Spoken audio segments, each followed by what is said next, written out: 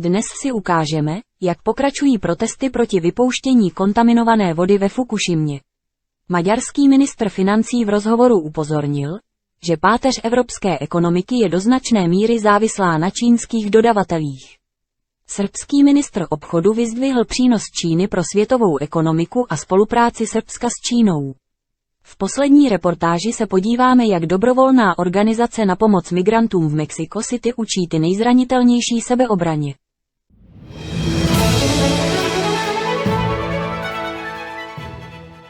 Je to již 13 let, co zemětřesení v Japonsku zapříčinilo nehodu v jaderné elektrárně.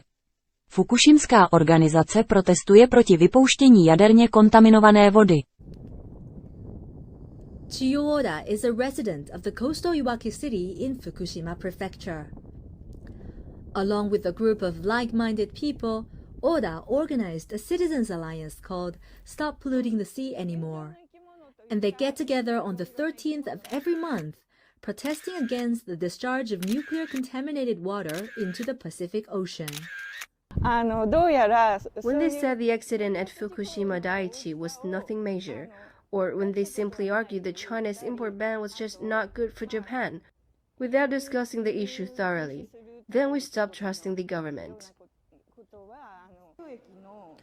Apart from raising their voice in protest, they have been taking other actions too, including writing appeals to Tokyo Electric Power Company, local municipalities, and the national government.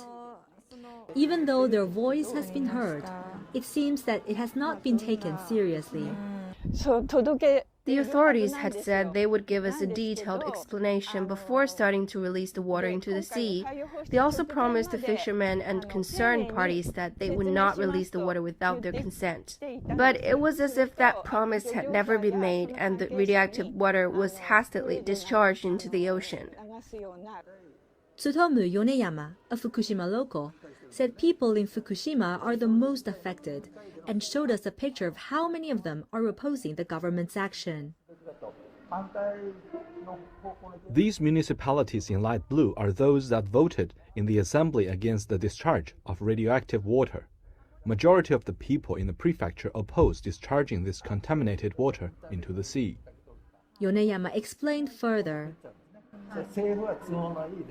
There are many ways to get statistical data. For example, you can just lift some data from the internet, but when you get your statistics that way, you can get different results. And while the government publishes data that only benefits itself, our data here is more authentic, as we went to the local municipalities and got them to vote on the matter. So do people talk about it? We don't talk about it much in our everyday conversations. Especially those in the fishing industry who receive subsidies from the government. This has made Oda and Yoneyama even more determined to voice their concerns aloud. Their group is growing. They have an illustrator designing their poster and people from all over the world participating in their event. On April 13, 2024, the third anniversary of the announcement of the decision to discharge the contaminated water, they will organize an international protest. Oda says she hopes to leave a beautiful and clean ocean for the next generation. Cao Bing, CGTN, Iwaki City, Fukushima Prefecture.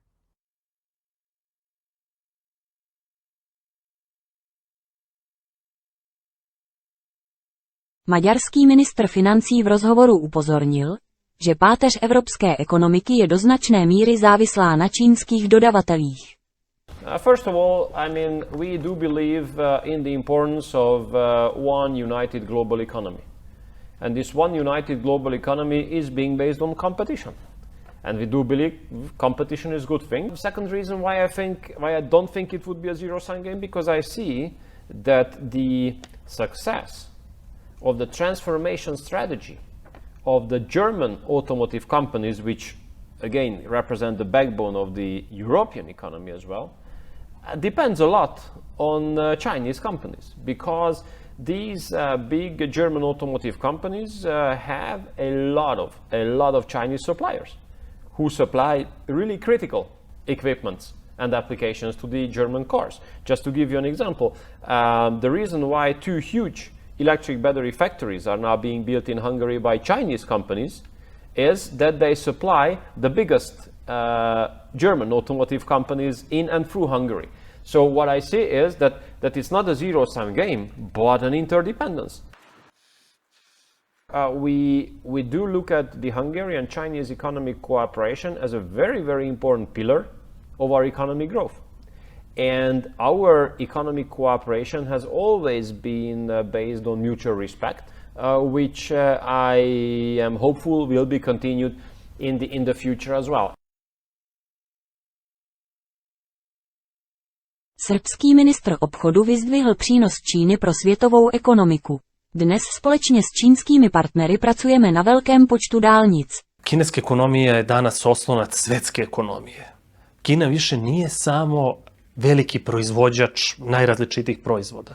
Ona je danas zemlja koja širi znanje, koja širi nove tehnologije, koja učestvuje na tržištima najsofisticiranijih proizvoda i to je ono što je važno kako za Srbiju, tako i za svetsku ekonomiju. Za nas lično, jako su važne investicije. Mi danas radimo na velikom broju autoputeva zajedno s našim kineskim kompanijama. Radimo na brzoj pruzi od Beograda do Subotice, najbržem železničkom projektu u istočnoj Evropi, fantastičnom jednom projektu koji je za sada spojio 2 najveća grada u Srbiji, Beograd i Novi Sad. Mi danas putujemo od Beograda do Novog Sada brzinama od 200 km na sat, stižemo i 70 km prelazimo za 33 minuta. To je potpuna revolucija u železničkom saobraćaju. Migrace je v dnešní době nebezpečná, protože uprchlíci se mohou stát obětí těch, kteří se je snaží zneužít. Právě zde se mohou hodit některé dovednosti sebeobrany a v Mexico City jedna organizace na pomoc migrantům učí ty nejzranitelnější, jak se bránit. A migrant from Venezuela, Neximar Baina, has been in Mexico City for 6 weeks as she waits for an asylum appointment at the US border. However, she quickly found out life here can be just as dangerous as in her home country. It's a difficult situation for foreigners here. We were robbed almost as soon as we arrived in the city, and we have also been told about assaults and kidnappings. However, help is available from a local migrant aid organisation where martial arts expert Alex Castillo offers free self-defence classes for migrants and deportees as they adapt to these tough streets. I mean, they're not used to it. I mean, back in the States, you live a life that is less violent. Over here, it's not the same. Girls here, they get kidnapped, murder, rape, you name it. So therefore, I gave them an option. Run or defend yourself. Alex focuses on self-defence using what citizens have in hand, flashlights and pens, teaching techniques to maximise their effectiveness. Mainly, I start them with a pen, how to use a pen. I show them strategic points. Throat, biceps, groin area. It won't kill them, it will just stun them. It will give them something to think about for a while. However, he also says a can of mace can be a girl's best friend in a country with one of the world's highest femicide rates. One of the girls told me, you know what, it worked. She says, I was on my way home, I got off the metro, started walking, this guy started following me. First thing they did is pull my purse. I was able to pull the mace. I maced one of them. I maced the second guy. And then I took off running. As migrants face increasingly hostile conditions, Alex says the demand for his classes is only growing. It gives me a big satisfaction because they are applying it the way I told them to. Don't freeze, don't panic, react. Alistair Baverstock, CGTN, Mexico City. Děkujeme, že jste sledovali náš pořad. Nashledanou u dalšího dílu pořadu Svět okem Raptora.